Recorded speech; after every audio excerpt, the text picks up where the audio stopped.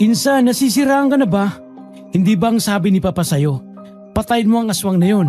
Bakit parang nililigawan mo na siya?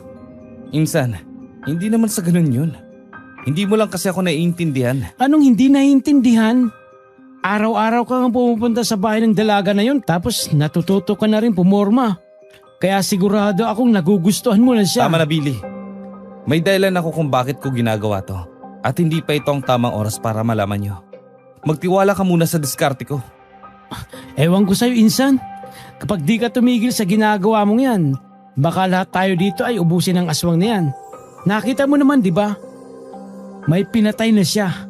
Ano bang kabaliwan ang ginawa mo, ha? Balang araw maintindihan mo rin ako. May kakaibang epekto ang paghaharana ko sa kanya na di mo alam kung ano.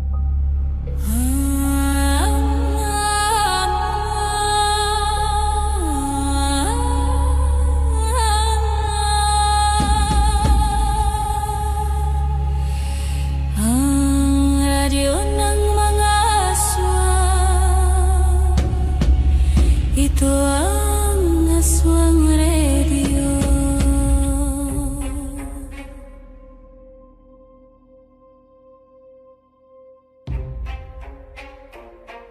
Alam niyo ba yung pakiramdam na akala ng lahat ay nagkamali ka pero hindi nila alam na may dahilan kung bakit mo ginagawa yon? Paano kung ang utos sa'yo ay pumatay pero pakiramdam mo ay may mas tama pang paraan?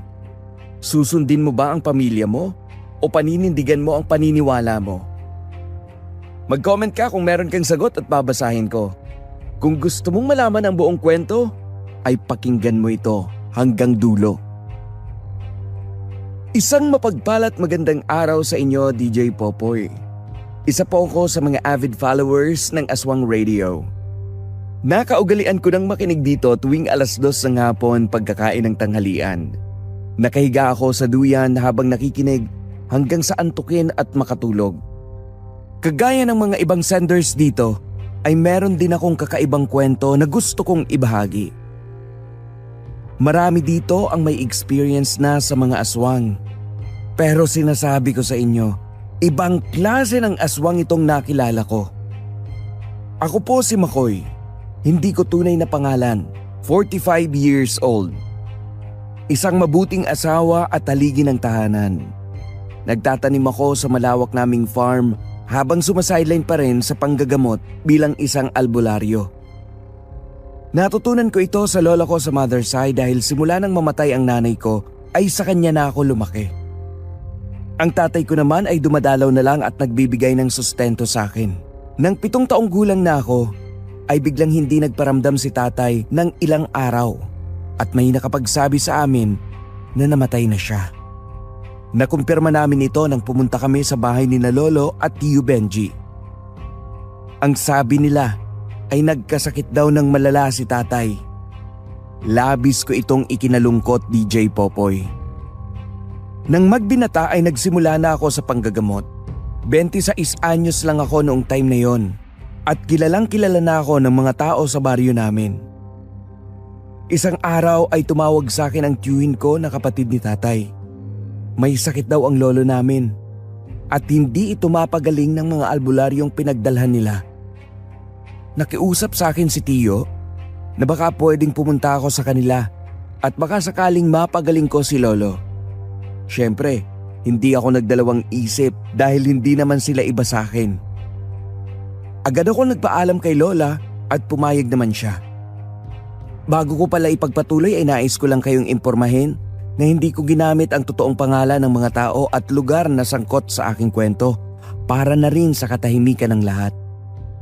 Sisimulan ko ang kwento sa isang mainit na tanghali. Araw ng Biyernes. Kakarating ko lang sa probinsya ni Tiyo Benji. Marami akong mga dalang gamit kaya nagpahatid na ako sa tricycle. Nang matanaw ko si Billy na naghihintay sa isang waiting shed ay agad kong pinara ang driver.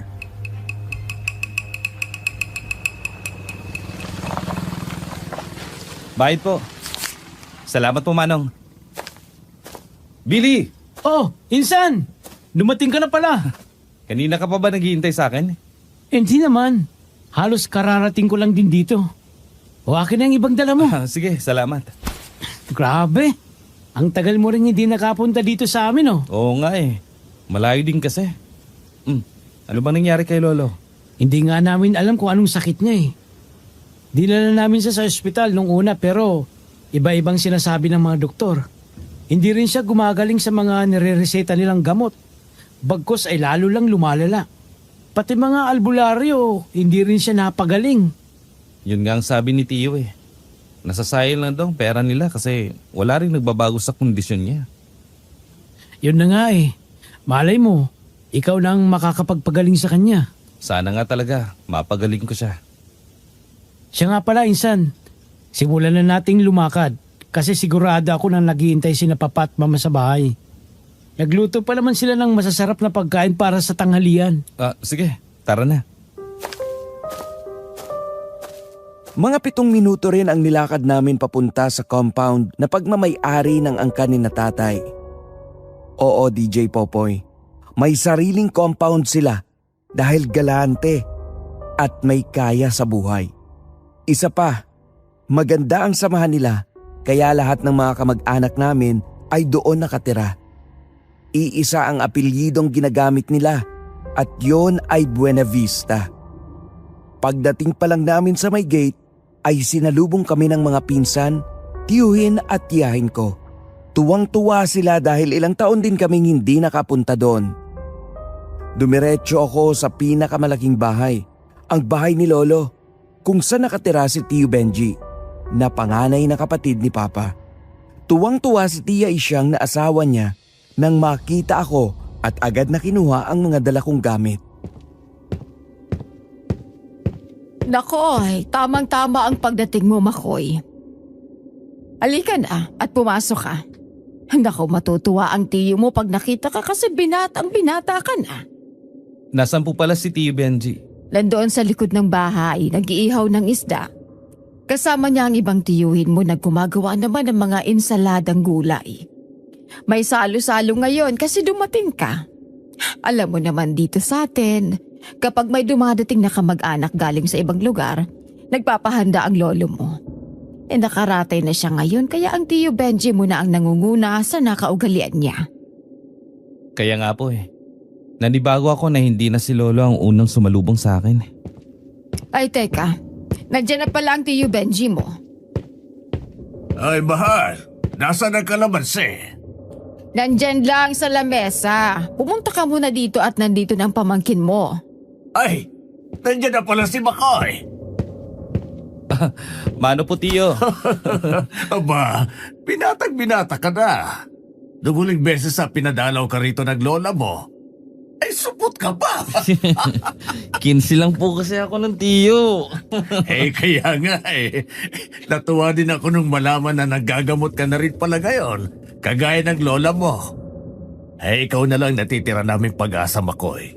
Magaling kasi ang lola mo eh. Doon ka nga natuto, di ba? Ganun na nga po. Hindi na nanggagamot si Lola kaya ako na po ang pumalit sa kanya. Ay, ayos yan. Kapag may mga ganitong pagkakataon, ay maaasahan ka namin kasi may albularyo na sa pamilya natin. Sinubukan lang muna namin sa mga albularyong malapit lang dito kasi gusto na namin gumaling ang lolo mo eh. Nasaan po pala si Lolo? Natutulog siya sa kwarto niya. Kapapainom lang ng tiyaisyang mo ng gamot. Nawawala naman ang lagnat niya sa paracetamol. Ang problema lang ay pabalik-balik kay nag-aalala kami. Mahirap nga yun, Tio. Posibleng namasamaan si Lolo at pinagtripan ng kung anong nilalang o elemento. Huwag kayo mag-alala kasi sisimulan ko na siyang gamutin mamayang hapon. Ay, oo naman. Ikaw ang bahala, Makoy. Kung kailan mo gustong simulan ang paggagamot. Ang mahalaga sa amin ay nandito ka na. Siya nga pala. Sumama ka sa akin sa likod bahay at doon tayo manananghalian. Nandun lahat ng kamag-anak natin. Grabe naman, Tio. Dumating lang po ako parang nagpiesta na rito. Ay, hayaan mo na kasi ganun talaga. Nasa dugo na natin ang mga ganyan. Ang mahalaga ay pero na magagastusin. Ibaba mo na yung bag mo dyan at pumunta na tayo doon. Sige po, Tio. Pagdating sa likod bahay ay nalula ako sa dami ng tao. Hindi lang mga kamag-anak namin ang nandun. Nakita ko rin ang mga ibang taga-baryo. Mabait kasi talaga sila kapag merong handaan at palagi nilang iniimbita ang ibang tao. Ito rin ang dahilan kung bakit lahat ng mga taga rito ay malapit sa kanila. Samantala, nakita ko ang isang napakalaking mesa sa gitna at punong-puno ito ng mga pagkain. Merong inihaw na tilapia na may kamatis at sibuyas sa loob. May napakalaking pusit na nakalagay sa dahon ng saging. Merong mga ensalada at lempong baboy. Inabot naman ni Tia Rosing sa akin ang isang palangganang tubig.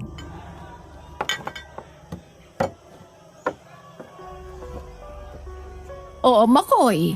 Maghugas ka na ng kamay at kakain tayo ng nakakamay sa dahon ng saging. Sige po. Bakoy, dito ka sa tabi ko. Dito tayong magpipinsan at narito ang maraming sandok ng kanin, oh. Oo nga no. Sige Billy. Alam mo kasi baka mabiting ka. Matakaw ka pa naman sa kanin. Alam na alam mo pa rin pala yun hanggang ngayon Billy ah. Aba, oo naman. Kaya sino bang makakalimot nung muntik mo nang maubos yung isang malaking kawan ng kanin? Grabe naman. Hindi naman ako ganoon. Biro lang insan. Ikaw naman eh. Pero sa sarap namang ulam natin. Hindi malabong magawa ko nga yun ngayon. Oh, Makoy. Ikaw ang magdasal ngayon bago tayo kumain. Ako po? Ganun talaga insan. Kasi ikaw ang bagong dating. Alam mo naman sa pamilya natin ay naniniwala ng pagdarasal bago kumain. Ang mas lalong nagpapatatag sa sama natin. Kaya hindi talaga mawawala yun. Oo nga pala. Sige. Oh, sige na, Makoy. Umpisan mo na. Opo. Sa ngalan ng Ama, ng Anak, ng Espiritu Santo. Amen.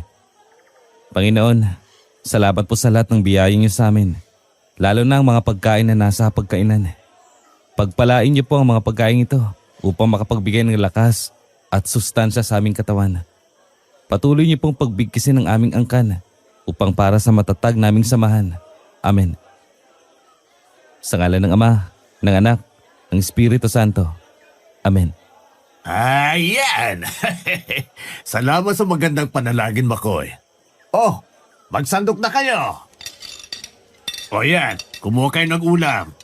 Hoy, Goryo, kumuha ka pa, oh. Sige pare. Ay, sige lang. Kumuha lang kayo. O, Makoy, kumuha ka ng marami, ha? Opo, Tiyo. Sige, kain lang na kain. Marami pang kanin sa loob. Nakakatuwa na nakasama ko ulit ang mga kamag-anak ko sa side ni Papa. Pero nakakalungkot din ang makita ko si Lolo. Hindi na siya kagaya ng dati na kapag nakikita ako ay kulang na lang magtatalon sa sobrang tuwa. Halos butot balat na siya sa sobrang payat. Malalim na ang talukap ng mga mata at sobrang putla ng labi. 5:00 pa lang ay inihanda ko na ang mga kagamitan para sa pagriritual. Inilatag ko ang puting tela sa mesa at pati na rin ang iba pang mga kailangan. Nilagyan ko rin ng tubig na may suka at kalamansi ang mangkok at sinindihan ng kandila bago ako tumayo. Pagharap ko sa higaan, nakatingin na sa akin si Lolo na para bang kanina pa siya naghihintay na magsimula ako.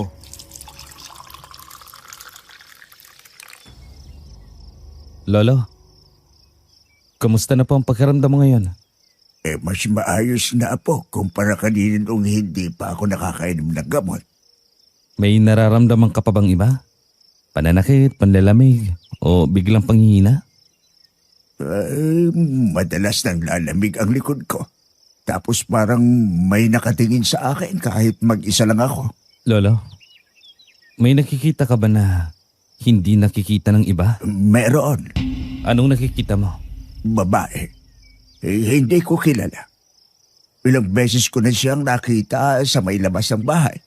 Minsan sa may bintana, minsan sa may pintuan. Anong ginagawa niya? Wala, nakatingin lang. Nanlilisik ang mga mata niya. Kailan mo siya madalas nakikita? Tuwing gabi. Lalo pag madaling araw. Kapag naandyan siya, ay mas lalong sumasama ang pakiramdam ko. May iba ka pa bang napapansin? Meron pa. May itim na pusa na paikot-ikot sa bahay. Akala ko nung una sa kapitbahay lang yun. Pero kahit ating gabi na, ay naandyan pa rin siya. Makoy, Ang sabi ng mga albularyong gumamot sa lolo mo ay napagtripan daw siya ng mga engkanto. Totoo ba yon? Oo nga, Makoy. Hindi po engkanto ang nagpaparamdam sa kanya. Kung hindi engkanto, ano? Ang nakikita at nararamdaman niya ay hindi tipikal na gawain ng isang engkanto. Gabi-gabi may babae na nagmamasid sa bahay. May itim na pusang paikot-ikot. At tuwing madaling araw, sumasama ang pakiramdam niya. Anong ibig mong sabihin? Posibleng aswang ang gumagambala sa kanya. Ha? Paano mo naman nasabi? Paulit-ulit kasi nangyayari, Tio Benji. At ganun ang galawan ng mga aswang. Hindi sila tumitigil hanggat hindi napapahina o nasasaktan ng biktima. Ikaw lang ang nakapagsabi niya sa lahat ng nakausap naming albularyo. Minsan kasi, halos parehas lang ang paraan ng panggugulo ng engkanto at aswang. At saka isa pa, minsan, hindi alam ng ibang albularyo na may mga aswang na kaya ding magbigay ng sakit sa pamamagitan ng pasang hangin. Kailangan na matinding pag-aaral para malaman ang pagkakaiba nila. Ibig sabihin, kaya hindi gumaling ang lolo nyo ay dahil hindi nalaman ng mga ibang albularyo kung sino ba talaga nabigay ng sakit sa kanya. Ganun na nga. Kasi magkaiba ng paraan ng paggagamot sa nabiktima ng aswang at ng engkanto. Para sa mga engkanto, ang kailangan lang ay dasal, halamang gamot o ritual. Pero sa aswang, ibang pamamaraan kasi kailangan na matukoy kung anong tamang gamot sa pasang hangin. Nakadepende pa yun kung gaano kalakas ang aswang. Sana mapagaling mo na ang lolo mo, Makoy. Nakakapanginayang kasi na sa edad niyang 70 ay wala pa siyang ibang sakit sa katawan. Ngayon lang siya nagkaganyan. Huwag po kayo mag-alala, Tiyo. Gagawin ko ang lahat para mapagaling lang si Lolo. Nakita kong sinapian ng pag-asa ang ekspresyon ng mukha ni Tio Benji at Tia Isyang dahil sa sinabi kong yon. Nang lumubog na ang araw ay sinimulan ko na ang ritual. Hinawakan ko ang rosaryo at binasa ang orasyon laban sa pasang hangin. At saka pinahiran ng langis ng lana ang noo at mga pulso ni Lolo. Pagkatapos ay hinilot ko ng tubig na may suka at kalamansi ang likod niya. Nagpausok din ako ng insenso sa paligid ng kama niya. Habang nagpapatuloy ang ritual, napansin kong may babaeng sumilip mula sa bintana at nakatingin sa loob ng kwarto. Nang mapansin niyang tumingin ako, ay bigla siyang nawala, kaya hindi ko masyadong nakita ang itsura niya. Makoy, bakit ka nakatingin sa bintana? May nakita ka ba? May nakita akong babaeng nakasilip sa bintana. Ang kaso lang, mabilis siyang nawala. Yun na kaya yung aswang na gumugulo sa lolo mo. Posible nga po kasi may naramdaman akong kakaibang bigat sa hangin. Ha? Anong ibig mong sabihin? Nandito lang siya. Ano yun? Oh, parang may itim na pusa doon. Umalis agad nung napansin natin. Tama nga ang obserbasyon ko. Aswang talaga ang may kagagawan nito kay Lolo. Anong dapat natin gawin para maitaboy siya? Kailangan nating magbaon ng bugok na itlog sa may pinto. Tapos magkakalit din tayo ng dinikdik na luya sa paligid ng bahay. Matapang kasi ang amoy ng luya at ayaw ng mga aswang yun. Sige, Makoy. Gagawin ko. Tumingin ulit ako sa bintana para mag-usisa, pero hindi ko na ulit nakita yung babae tsaka yung pusa. Ipinagpatuloy ko ang panggagamot kay Lolo at kinabukasan pagkagising ko ay tinanong ko si Tia Isyang kung kumusta ang kondisyon niya.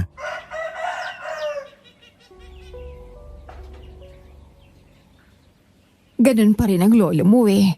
At parang mas lumala yata kasi kagabi ay nanginginig na sa sobrang taas ng lagnat. Hindi na lang kita ginising kasi malalim na ang tulog mo at alam kong pagod ka sa biyahe. Bakit kaya ganun, Makoy? Ginawa mo naman ang lahat pero hindi pa rin gumaling ang lolo mo. May mga aswang po kasi na mapanlil lang. May mga ganong klase ng nilalang na kahit tamang ritual ay napapahina lang sandali tapos babalik ulit sa dati. Kasi alam nila kung paano iiwasan ang epekto nito. Anong ibig mong sabihin? Wala na bang pag-asang mapagaling ang lolo mo? Meron pa po pero hindi pwedeng isang gamutan lang. Kailangan nating ulitin ng ilang beses. Hanggat humihinga pa si Lolo, may paraan pa para mapatigil yung nagpaparamdam sa kanya. Mabuti naman kung ganun, Makoy. Saan ka pala pupunta ngayon, Chang? Mukhang palis ka. Mamimili ako sa palengke ng ulam natin mamayang tanghali. Samahan na po kita. Okay lang ba sa'yo? Baka may gagawin kayo ng pinsan mo. Wala naman po. Palis po kasi si Billy at yung asawa niya. May aasikasuhin silang papeles sa bayan. Sige, sumama ka para makita mo ulit ang palengke dito sa amin. Sige po. Para po matulungan ko na rin po kayo sa pagbibitbit ng mga napamili niyo, tita. Sige Makoy, salamat. 15 minuto ang biyahe papunta sa palengke at halos lahat ng mga taga-baryo ay doon bumibili. Lahat ng tinderang binibilhan ni Tia Isyang ay kilala niya. Kapag nakita nilang parating na siya ay binabalot na nila ang mga produktong madalas niyang binibili. Lahat sila ay magiliw at mabait sa kanya. Sa totoo lang, dati ay suplada at hindi namamansin si Tia Isyang. Pero simula nang mapahalubilo siya sa angka ng mga Buena Vista, ay natuto na rin siyang makisama. Samantala, pagdating sa bilihan ng isda, ay naabutan namin na nagkakaatipon ang mga tao sa isang tabi.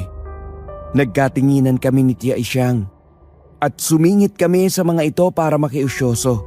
Nakita namin ang kumpare ni Tio Benji na si Manggorio.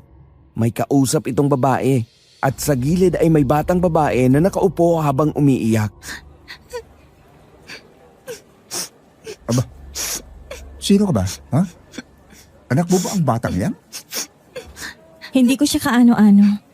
Hindi mo naman pala kaano-ano bakit ka nakikialam, ha? Mali naman po kasing ginagawa niya sa kanya. Kahit paninakawan niya kayo, wala pa rin kayong karapatang saktan siya. Nasisiraan ka na ba? Kaya ako nga siya sinaktan kasi ninakawan niya ang tindahang ito. Mali rin ang magnakaw at sa aming dalawa. Siya ang unang nagkamali kaya binigyan ko lang siya ng leksyon. May dahilan kung bakit siya nagnakaw. Kilala kong batang yan. At wala na silang mga magulang. Siyang panganay sa kanilang magkakapatid at minsan, kapag walang nagbibigay ng limos sa kanya, napipilitan siyang magnakaw. Kasi ayaw niyang magutom ang mga kapatid niya. Anong ibig mong sabihin? Tama lang ang magnakaw ang batang yan dahil gano'n ang sitwasyon niya? Hindi ko sinabing tamang pagnanakaw. Pero hindi rin tama na paulit-ulit mong hinampas ng matigas na sangkala ng butot balat niyang katawan. Pwede mo naman siyang pagsabihan o kaya humingi ng tulong sa mga otoridad para sila na mismo maghawak sa batang yan. Tandaan niyo na hindi porket mas mababa sa inyo ay sasaktan at tatapak-tapakan niyo na. Hindi niyo pagmamayari ang lahat ng tao para gawin kung anong gusto niyo. Siguro kung ang nagnakaw sa inyo hindi bata at isang tao na mas mataas pang level sa'yo, baka lumuhod ka pa, hindi ba? Ewan ko sa'yo. Ang dami mo nang sinasabi. Bakit kaya hindi mo nalang ampunin ang batang yan? Para hindi na magnakaw.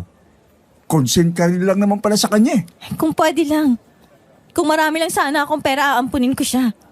Pero para makatulong sa kanya ngayon, babayaran ko na lang yung ninakaw niya. At sana naman, wag mo na siyang sasaktan ng ganun sa susunod. Tandaan mo, ang mga masasamang tao na kagaya mo ay kakarmahin din at magdudusa hanggang sa mamatay.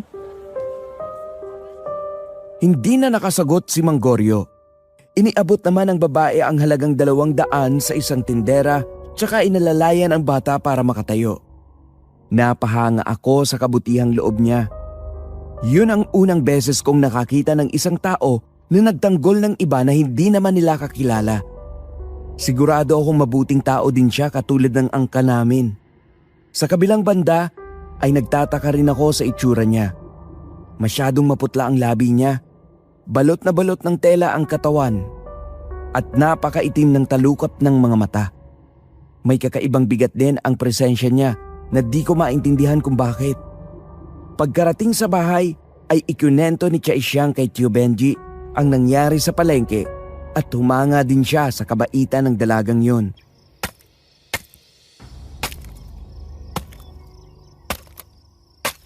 Ay, bihira ang mga taong kagaya ng dalagang yon. Sigurado akong lumaki rin siya sa isang mabuting pamilya. Hindi malabo. Kasi nasa pagpapalaki din talaga ng magulang ang magiging ugali ng mga anak. Totoo po yan, Tia Isyang. Kaya nga po sa pamilya natin, mababait lahat kasi si Lolo mismo, maganda ang turo sa mga anak at apo niya. Oo naman. Pero hindi naman ganun kabait ang angka namin na makikialam sa ganung bagay. Kakaiba ang bait ng dalagang yon. Baka bukod sa maganda ang pagpapalaki sa kanya, ay may mahirap din siyang pinagdaanan sa buhay. Sa bagay nga po. Siya nga pala, naawa ako sa mga batang yon, kaya parang gusto kong tulungan. Ako nga rin eh. Naaawa ko sa kanila. Alam ko na mahal. Hahanapin ko ang dalagang yon tapos itatanong ko sa kanya kung saan ang nakatirang mga batang yon.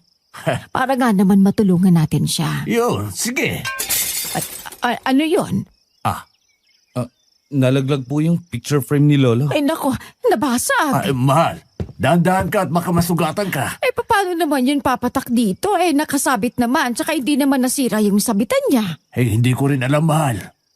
Imposible namang natabig ng daga, wala namang dadaanan ng daga dyan. Nako, anong ibig sabihin nito, Makoy? Tiya, hindi po magandang pangitain to. Ano? Bakit Makoy? Ibig mong sabihin may masamang mangyayari. Parang gano'n na nga po, Tiyo. Si Lolo agad ang una kong naisip. Pero di ko na lang muna sinabi kina Tiyo dahil baka mag-alala sila. Pagsapit ng alas 5 ay muli akong nagsagawa ng ritual. Inilagay ko rin sa paligid ng bahay ang mga malalakas na pangontra, kagaya ng dinikdik na bawang at luya. Nagpausok din ako ng kamangyan at insenso. Ginawa ko na ang lahat, pero mukhang hindi pa rin sapat. Kinagabihan, bandang alas 12 ng ating gabi, ay naalimpungatan ako dahil sa malakas ng sigaw ni Lolo mula sa katabing kwarto. Agad akong napabangon para puntahan siya at naabutan ko ang buong pamilya ni Tio Benji na nagkatipon sa kwarto niya. Umiiyak si Tia Isyang habang minamasahe ang kamay ni Lolo at si Tio Benji at Billy naman ay may tinatawagan sa cellphone. Nakakaawa ang kalagayan ni Lolo. Nakaupo ito ng bahagya at nakatungo ang ulo habang hawak ang dibdib at halatang nahihirapan na.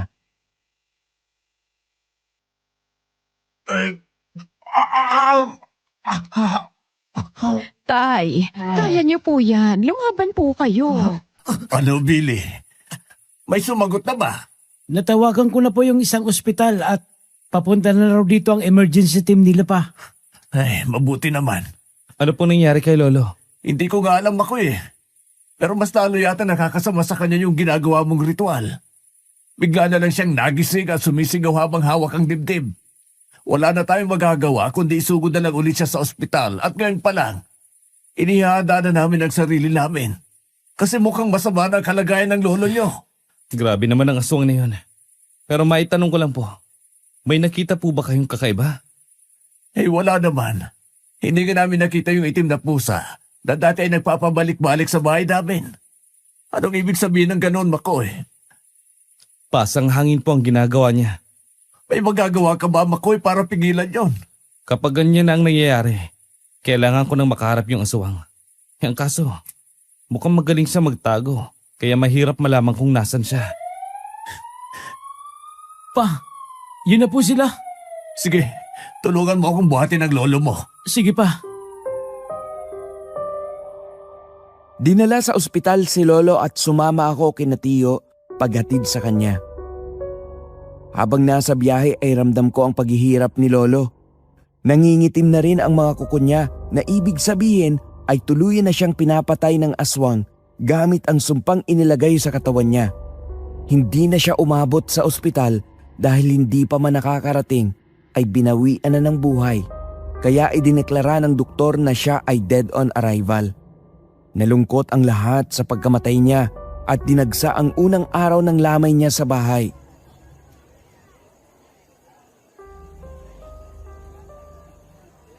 Makoy, nakikiramay kami sa pagkawala ng lolo mo. Salamat po, Manggorio. Nasaan ang Tio Benji mo? Nandun po sa loob. Hindi ba makausap? Nako, sigurado akong masakit sa kanya ang pagkawala ng tatay niya. Kaya nga po Sisilip lang kami doon, ha? Sige po. Sige na po. Pagpasok ni Manggorio ay patuloy kong sinalubong ang mga bisitang dumadating at nakikiramay. Pero may isang bagay na nakaagaw ng aking pansin.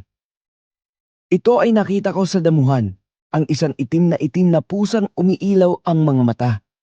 Nang mapansin niyang nakatingin ako, ay agad itong tumakbo palayo. Sinundan ko naman siya at nang makarating ako sa pwesto kung saan ko siya nakita, ay may naamoy akong mabaho na parang nabubulok na karne. Naglingon-lingon ako para hanapin ito, pero hindi ko na siya nakita dahil mukhang nakalayo na. Ilang sandali lang ay may biglang kumalabit sa braso ko, kaya agad akong napalingon.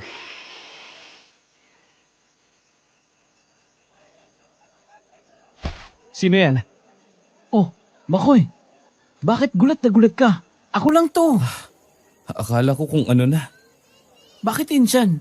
Ano ba kasing nakita mo dyan? Tsaka parang namumutla ka. Nakita ko yung itim na pusa. Sinusubukan ko siyang habulin pero bigla ring nawala. Bakit nagpapakita pa siya hanggang ngayon?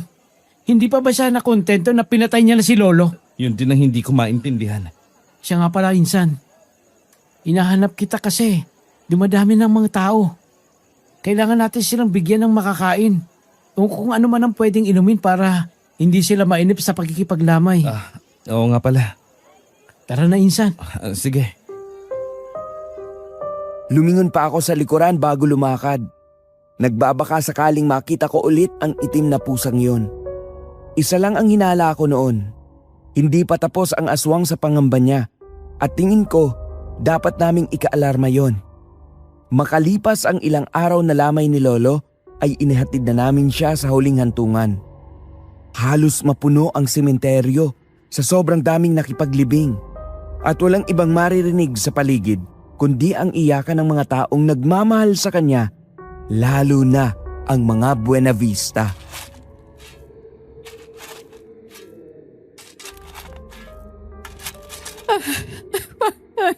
Wala na si tatay, mahal. Hindi ko pa rin matanggap. Kahit alam ko may sakit siya. Pakiramdam ko ay biglaan pa rin ang lahat. Ma! Pa! Ano yun, Billy? Bakit umahangos ka? Si Totoy po. Nawawala. Ano? Hindi ba niyo inakay ang bata? Alam niyo namang malawak itong sementeryo. Katabi lang po namin siya ng asawa ko kanina tapos biglang nawala. Ay, Diyos ko. Hanapin niyo at baka kung saan mapunta. Tutulungan na kita sa paghahanap, Billy. Ako rin po, Tio Benji. Tutulong na rin po sa paghahanap. Mas mabuti pa nga. Tara na. Naghiwa-hiwalay kami para hanapin ang anak ni Billy. At nakarating ako sa pinakadulo ng sementeryo. Dito ay naamoy ko ang masansang na parang nabubulok na karne. Noong una ay inisip ko na normal lang yon sa mga nicho. Pero bigla na lang akong nakarinig ng kakaibang angil.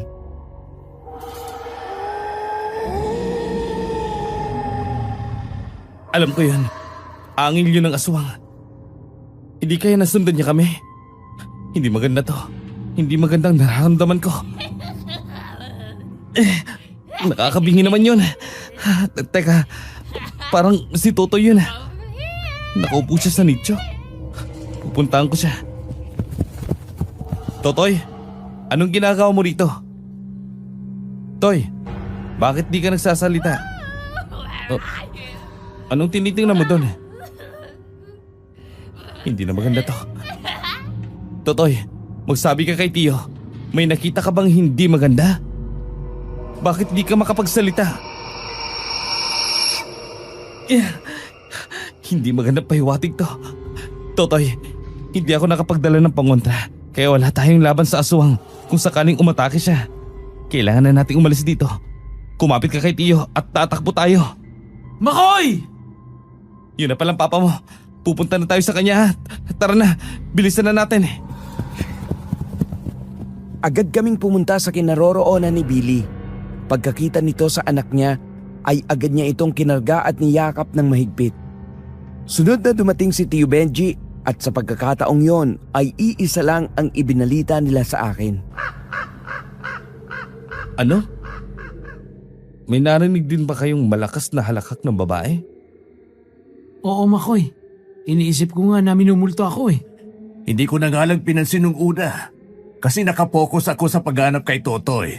Pero hindi siya tumitigil kaya naalarma na ako. Hindi to magandang pahiwatig. Anong ibig mong sabihin, Makoy? Posibleng hindi pa tapos yung aswang. Kahit patay na si tatay? Hindi ko maintindihan. Posibleng buong angka natin ang target niya. Bakit naman tayo? Wala naman tayong inaabuso o sinaktan, hindi ba pa? Oo. Nakakapagtaka naman. Huwag kayong mag-alala. Mamaya, magsasagawa ulit ako ng ritual sa bahay natin. Nang matapos ang paglilibing, ay agad akong nag-asikaso ng mga gamit na kakailanganin ko sa pagriritual. Kinagabihan ay maaga kaming nakatulog dahil ilang gabi ring walang maayos na tulog. Pero mga bandang 11:00 ng gabi, lahat kami ay nabulabog sa malakas sa paglagabog sa bubong at iisa lang ang iniisip namin sa puntong yon. Makoy, wala ka na ba talagang magagawang paraan para mapatigil ang pagpaparamdam ng aswang? Baka mamaya hindi lang si tatay ang bigyan niya ng sakit. Ma, ginawa na naman ni Makoy ang lahat ng paraan para hindi tayo lapitan ng aswang. Gabi-gabi nga siyang nagre-ritual, di ba? Baka mamaya, hindi na rin niya kayanin kasi kahit puyat at pagod siya ay sinusubukan pa rin niya para sa ikatatahimik ng lahat dito. Oo nga naman Isyan. Lahat ay ginawa na ni Makoy. May isa pa naman pong natitirang paraan. At ngayong gabi po natin yun gagawin. Ano yun, Makoy? Kailangan nating mahuli at mapatay yung aswang. Posible ba yun, Makoy? Baka mamaya ay saktan niya tayo. Wala naman sigurong mawawala kung susubukan natin. Anak ko, mag-iingat kayo. At baka mamaya isaktan niya kayo. Hindi basta-bastang nilalang ang kakalabanin niyo. Huwag po kayo mag-alala. Mabisa yung buntot pagi na bigay sa akin ni Lola. Kapag napahina ko sa gamit ang buntot pagi, saka naman sa ikukulong ni Natio gamit ang lambat. Tapos ipapaamoy ko sa kanya ang bawang at dinikdik na luya. Kapag hindi niya na kayang manlaban pa, saka ako magsasagawa ng ritual. Kung gano'n, itutulong na rin ako sa inyo. Ako na ang magdidikdik ng bawang at luya. Sige po. Insan, mukhang nakaalis na yung aswang. May nararamdaman pa akong bigat sa hangin Kaya sigurado akong nandyan pa siya. Kung gano'n, simulan na natin ang paghahanap. Inihanda na namin ang mga pangontrang gagamitin. Pagdating sa labas ay nakiramdam kaming mabuti sa paligid. Pumunta rin sa bakuran at dito ko naramdaman ang isang pagkaluskos. Kaya dahan-dahan akong lumakad at nag-abang. Ilang sandali pa ay narinig ko ang malakas sa pag-angil sa likuran ko. Kaya mabilis akong kumilos at paglingon ko ay nakita ko ang isang itim na pusa.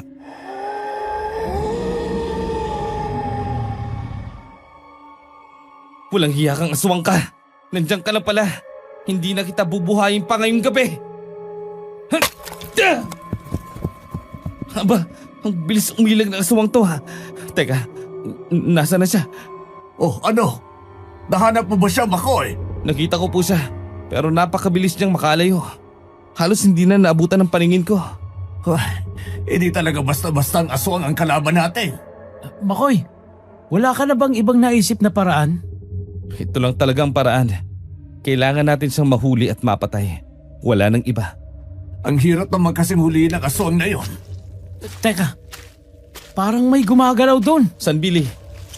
Doon sa may sirang gulong. Oo nga, parang may gumagalaw nga doon. Kung ganon, punta natin yon. Baka ito na ang pagkakataon para mapatay natin ang aswang na yon.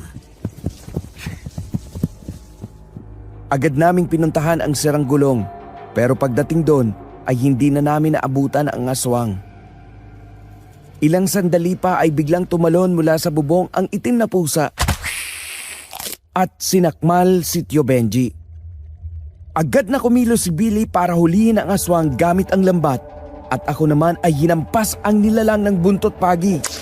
Pero nakailag ang aswang at tumakbo ng napakabilis. Agad naman namin siyang hinabol pero hindi na namin siya nakita pa. Ayoko na. Mukhang hindi na natin siya mahanap. Oo nga. Mukhang imposible natin siyang mapatay sa ganitong paraan, Makoy. Kasi hindi lang basta tuso ang aswang na yon. Napakabilis din niyang kumilos. At alam na alam niya kung paano siya aatakihin. May isa pa naman pong paraan. Ano yon? Ang aswang po kasi ay nagiging tao sa araw. Ibig mong sabihin, Ang kailangan lang gawin ay hanapin siya kapag nasaan yung tao siya. Ganun na nga po, Tiyo. Hindi kasi lumalabas masyado ang lakas ng pagkaaswang nila kapag umaga. Kung ganon, edi hanapin natin ang aswang na yon. Alam mo ba kung paano siya mahanap, Makoy? Opo. Nararamdaman ko po kapag ang isang tao ay may lahing aswang. Kung ganon, edi ikaw nang bahala. Ganun na nga po. Bukas na bukas din po ay maglilibot ako sa buong baryo. Kinabukasan ay maaga akong gumising para gawin ang plano ko. Kaya lang parang may ideya ang aswang na hinahanap namin siya dahil hindi ko siya mahanap. Isang araw ay bigla na lang tinaasan ng lagnat si Totoy. Ang nararamdaman niya ay kagaya ng nararamdaman ni Lolo. Hindi lang yon, bawat araw ay isa-isang nagkakasakit ang mga tao sa angkan namin at dumating sa punto na halos pila-pila na ang nagpapagamot sa akin. Painumin niyo po ng luyang dilaw. Nakakatulong po yun para mabawasan ang lagnat niya. Okay na po yan. Bukas ay tatawasing kulit siya. Makoy, kumain ka muna ng tanghalian. Kanina ka pang walang tigil sa panggagamot dyan. Mahaba pa po kasi ang pila dahil sa dami ng may sakit. Hayaan mo silang maghintay. Abay, hindi ka naman Diyos o Santo na hindi nakakaramdam ng gutom. Kumain ka muna at baka malipasan ka. Sige po. Tara na dito. Hoy, mamaya na ulit magagamot si Makoy at kakain muna siya. Kumain na rin muna kayo at bumalik na lang dito mamayang hapon.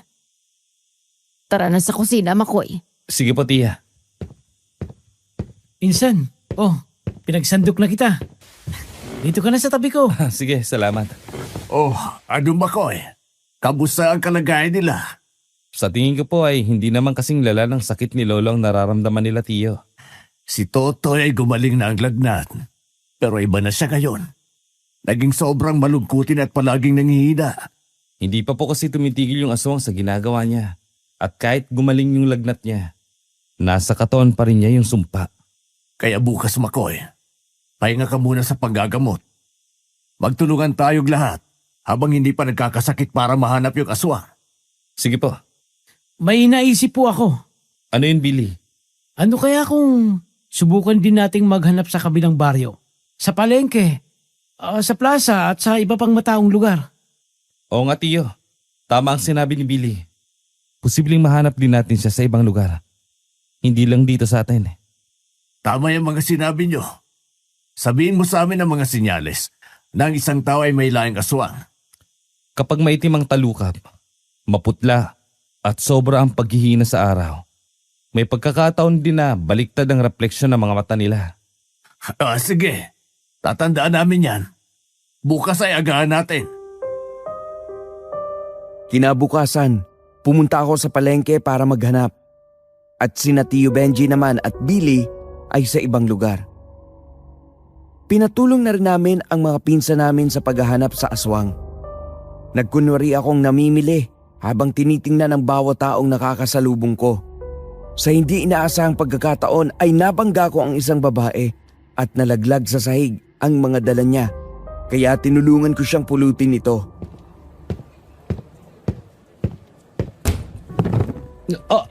Naku, pasensya na, miss. Hindi ko sinasadya. Okay lang. Parehas lang naman tayong hindi tumitingin sa dinadaanan. Teka, natatandaan kita. Ikaw yung babaeng nagtanggol sa batang nagnakaw sa isdaan. Oo. Pero ayoko matandaan ako ng tao dahil doon. At saka okay na to. Napulot na natin lahat. Salamat. Sige, Una na ako. ingat ka. Teka, sa lahat ng taong nakita ko sa palengke, siya lang may ganung aura. Tapos sabi ni Lolo, babae daw yung nakikita niya.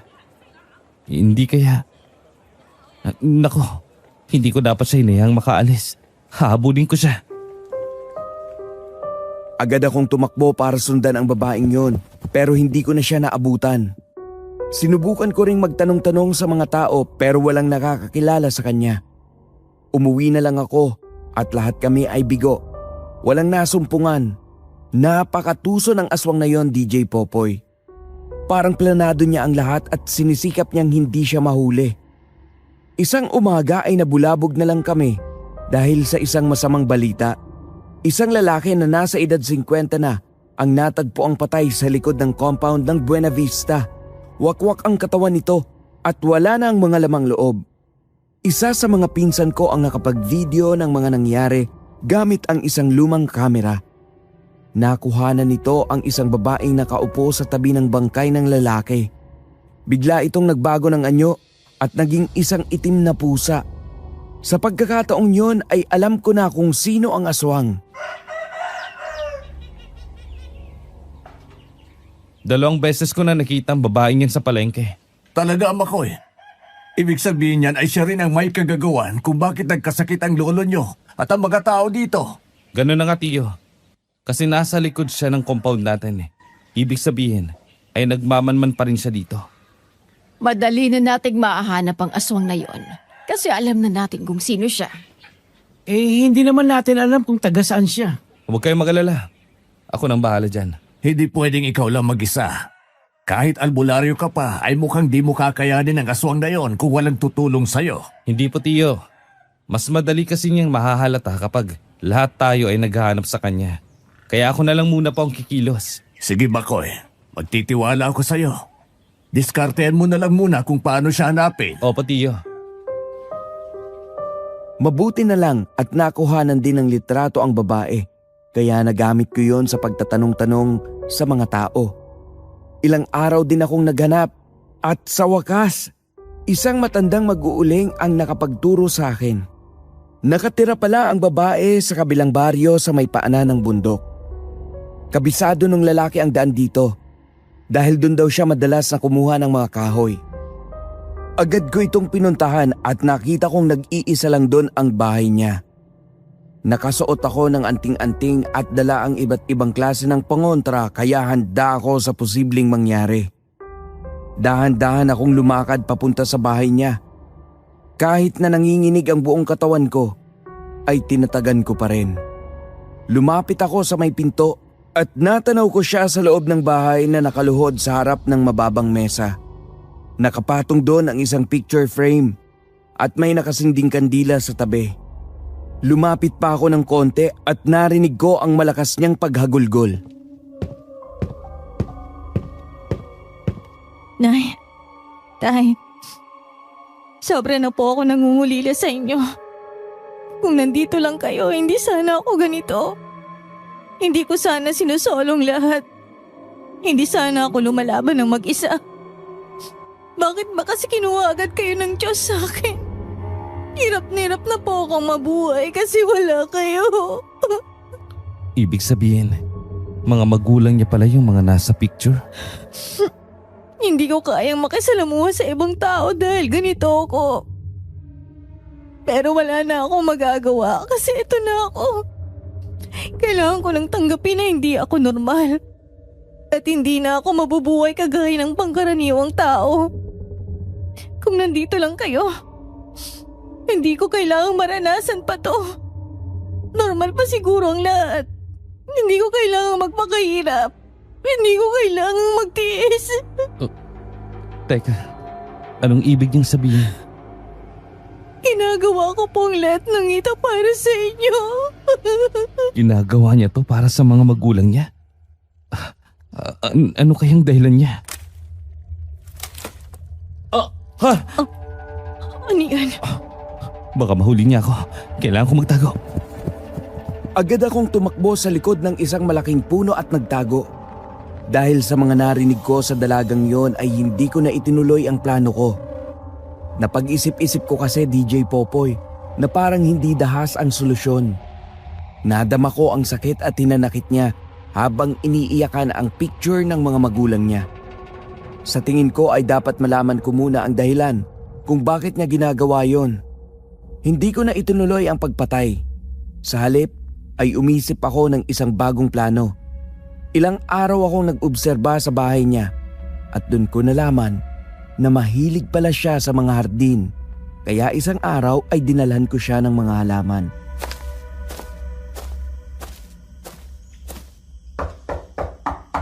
Tao po. Anong ginagawa mo rito? Di ba ikaw yung babae sa palengke na pinagtanggol yung bata? Ano naman ngayon? Matagal na yun. Sa totoo lang Naging interesado ako sa iyo dahil doon. Kaya hindi mo alam, araw-araw kitang binibisita. At ito na nga, dinalhan kita ng magandang halaman kasi nalaman ko na mahilig ka dito. Hindi ako nagpapaligaw at hindi ako interesado. Hindi ganun ang ibig kong sabihin. Hindi naman sa gusto kitang ligawan. Interesado ako sa iyo sa paraang gusto kitang makilala at gusto kong matuto mula sa iyo. Kahit pa, hindi ako interesado at hindi ako nakikipagkaibigan sa kahit kanino. Huwag ka nang mag-aksen ng oras at umalis ka na. Bakit ba ganyang katigas ang puso mo? Wala naman akong masamang balak sa iyo. Dahil isa kang Buena Vista. Kaya hindi ako makikipagkilala sa'yo. Ano? Ano namang masama kung nanggaling ako sa angkan ng mga Buena Vista? Pakiusap. Umalis ka na dahil kahit anong gawin mo, hindi ako makikipagpalagayang loob sa'yo. Teka, sandali lang. Hindi mo pa nasasagot ang tanong ko. May galit ka ba sa mga Buena Vista? Bakit ayaw mo akong maging kaibigan? Dahil lang sa angkan ko. Gusto kong malaman ang dahilan mo. Hoy! Umalis ka na! Dahil wala kang mapapala sa akin. Ang sinabi niyang yon ay naging palaisipan para sa akin. May ginawa kaya sa kanya ang angkan ni Lolo kaya galit siya sa mga Buena Vista? O baka naman isang martir na magkaaway ang mga pamilya namin? Hindi ko alam ang sagot, DJ Popoy. Kasi wala naman ako masyadong alam sa mga ganitong bagay. Pag uwi ko ay sinalubong ako ni Tio habang matalim na nakatingin sa akin. Sa kabila nito ay binati ko pa rin siya para alisin ang tensyon sa pagitan namin. Saan ka galing, Makoy? May tiningnan lang po ako sa kabilang baryo. Sinabi sa akin ni Billy na nililigawan mo na raw ang dalagang yon.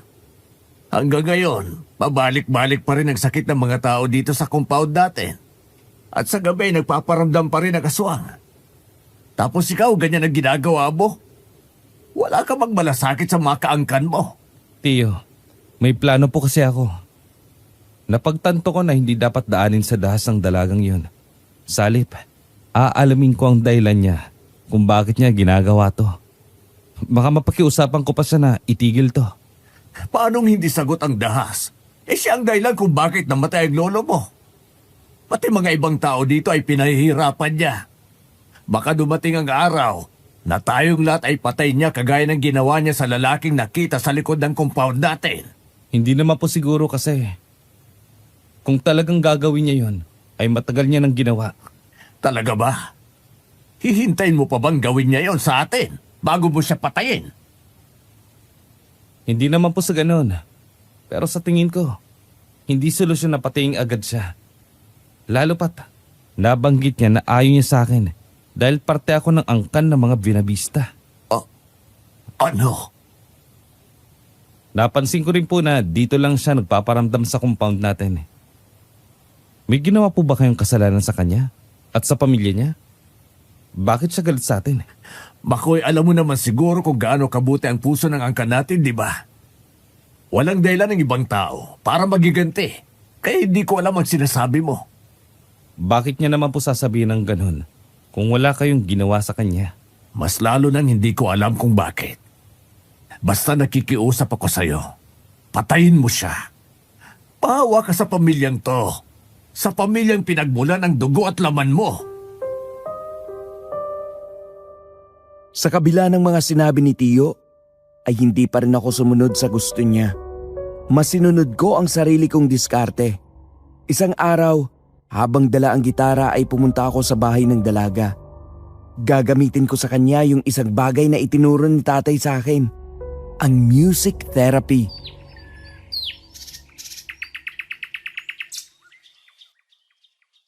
Haharanahin mo ko kahit araw? Ano naman? Wala namang oras ang pag-aarana. Bakit ba hindi mo pa ako tigilan? Sinabing wala akong oras para sa'yo eh. Baka magbago ang isip mo kapag napakinggan mo ang pagkanta ko. Tigas ng ulo mo, dyan ka na nga. Ang suplada naman niya. Ewan ko lang kung magsuplada ka pa kapag narinig mo akong kumanta.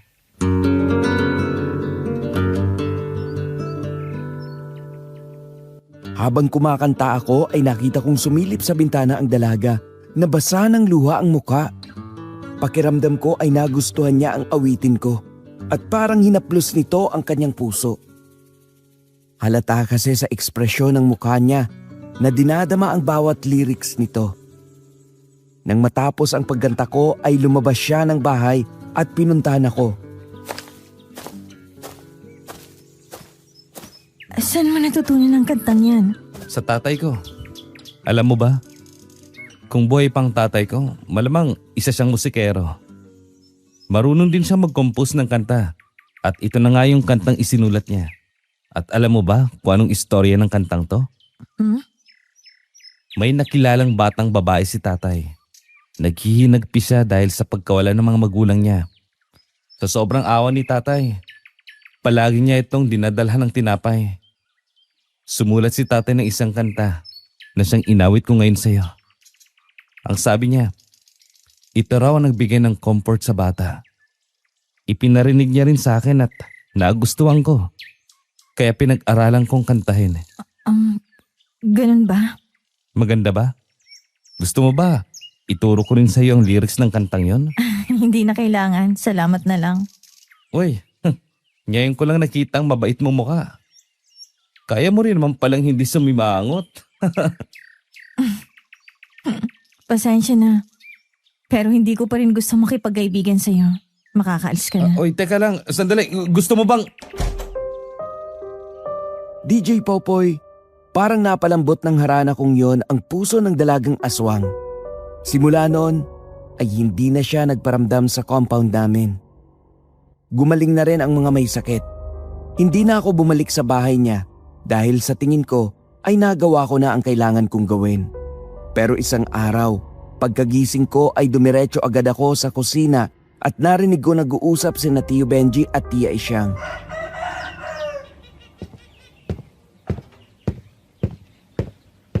Pwede ba, Benji? Huwag na nating isipin pang tungkol doon kasi matagal lang tapos yun. Pero sa nalaman natin ngayon, mukhang hindi pa tapos. Huwag mo nang ituloy ang balak mo dahil baka ikapapahamak mo yan. Pero ginagawa ko to para sa kapakanan ng pamilya natin, Isyang. Hindi mo ba naiintindihan yon? Tumikil na naman siya, hindi ba? Hindi ka na dapat matakot pa. Paano hindi matatakot? Alam mo naman kung anong ginawa ng... Nandyan si Makoy. Makoy, nandiyan ka pala. Opo, kagigising ko lang. Nandito sa mesang almusal mo. Kumain ka na at ipag-iinit kita ng kape. Sige po. Mahal, kailangan ko na palang umalis. Sige, mag-iingat ka. Makoy, ito ang pagkain mo. Sige na, kumain ka na. Sige po, Tia. Ang usapang yon ni na Tio Benji at Tia Isyang ay nagpagulo sa isip ko. Sino kayang taong tinutukoy nila? At ayon sa pinag-uusapan nila, ay mukhang may binabalak silang gawin sa taong yon. Isang araw, nabalitaan ko na lang na naghanap sila ng mga manunugis ng aswang dahil balak nilang patayin yung dalaga.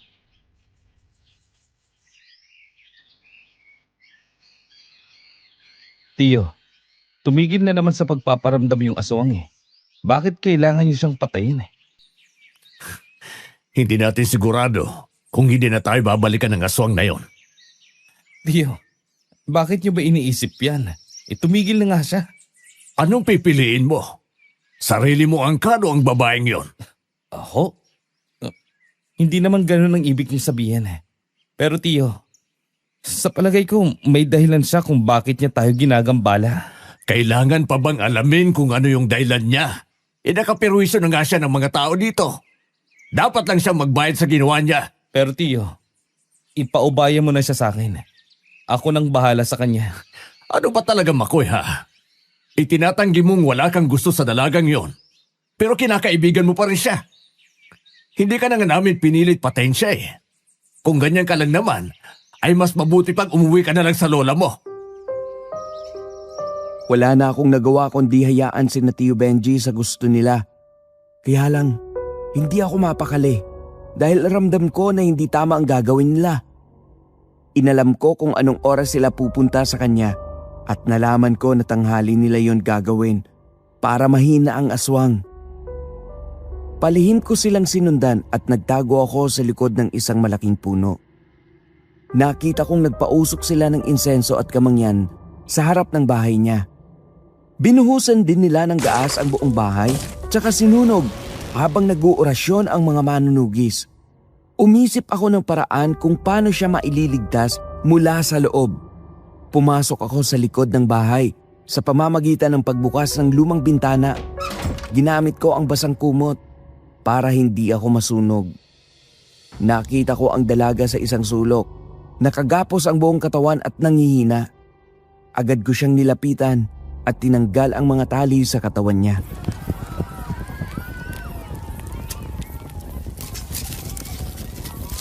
Huwag kang mag-alala. Wala akong masamang gagawin sa'yo. At ililigtas kita dito. Hindi mo kailangan gawin yan.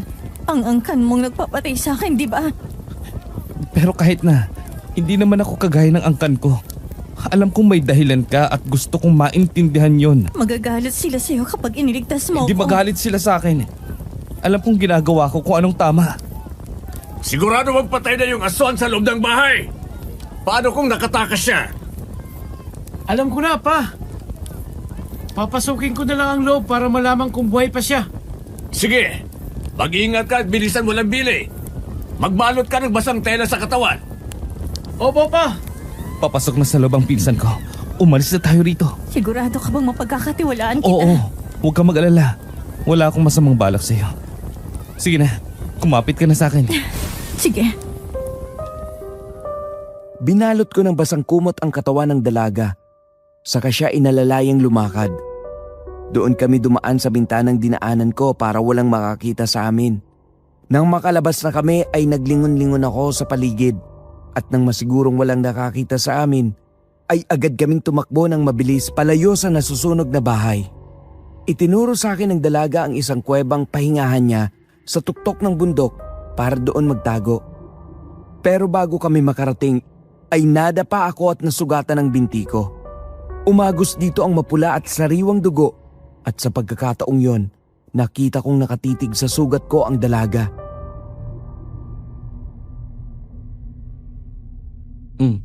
Bakit tinitingnan mo ako ng ganyan? Napakaganda ng daloy ng dugo sa katawan mo.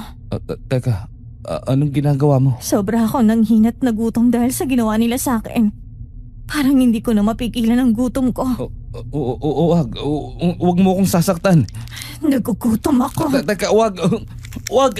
Nagugutom ako. Bitiwan mo ako. Wag! Sinunggaban ng aswang ang sugat ko.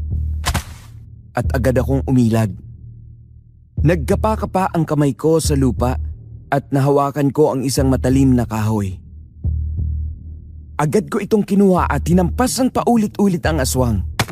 Nang sa tingin ko ay nanghihina na siya, ay kinuha ko ang anting-anting na nasa bulsa ko at itinapat sa mukha niya. Nakikita mo ba to? Kapag isinabit ko to sa leg mo, mamamatay ka. Nagugutom ako. Pero hindi mo dapat ako saktan. Dahil ako ang nagligtas sa'yo.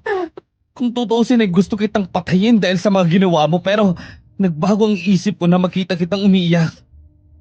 Gusto kong malaman kung anong totoong laman ng puso mo. Gusto kong malaman kung bakit ka galit sa mga Buenavista. Naiintindihan ko na mahirap para sa isang aswang na kagaya mo. Napigilan ang sistema mo. Pero alam kong hindi kaaway ang tingin mo sa akin. Nadala ka lang ng kahinaan mo. Huwag ka mag-alala. Hindi rin kaaway ang tingin ko sa'yo. Gusto kitang maintindihan. At baka sakaling makatulong ako. Pasensya na. Dumadating na ako sa punto na hindi ko na mapigilan ang pagiging aswang ko. Ayos lang yun. Basta wag mo nang uulitin. Ituloy na natin ang paglalakad para makarating na tayo sa pupuntahan natin. Sige. Matapos ang mga 5 minuto ay nakarating din kami sa kuweba. Masyadong liblib ang lugar na yon at hindi dinadaanan ng mga tao. Umuwi pa rin ako sa bahay ni Natio at siniguro kong hindi nila mahahalata na itinakas ko ang dalaga. Araw-araw ay palihim akong pumupunta sa kanya. Dinadalhan siya ng mga damit, pagkain at kung ano-anong mga gamit.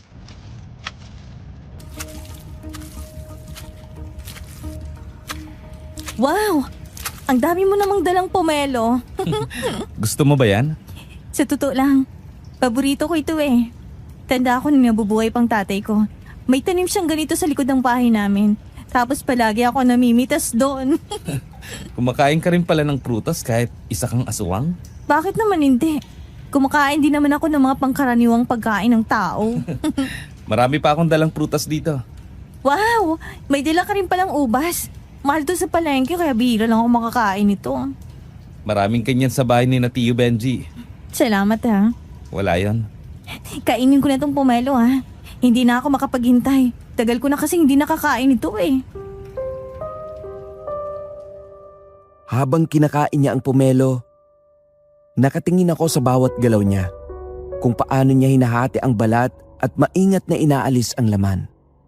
Napansin ko ang liwanag sa kanyang mga mata at ang magandang detalye ng kanyang muka. Napahawak ako sa dibdib ko dahil naramdaman ko ang malakas na tibok ng puso ko. Ngayon lang ulit ako nakaramdam ng ganito at parang gusto ko lang siyang pagmasdan ng matagal. Gusto mo ba? Ano yon? Tinatanong ko kung gusto mo nitong pomelo. Nakatingin ka kasi sa akin habang kinakain ko to. Para bang naiinggit ka. Hindi. Sa'yo na yan.